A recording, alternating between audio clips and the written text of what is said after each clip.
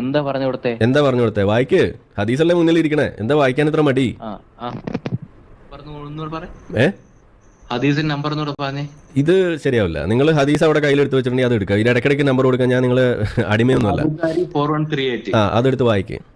ഒരു മിനിറ്റ്. നിങ്ങൾ തരികടയൊക്കെ കൈ വെക്കുക കേട്ടോ. How can we do cautious?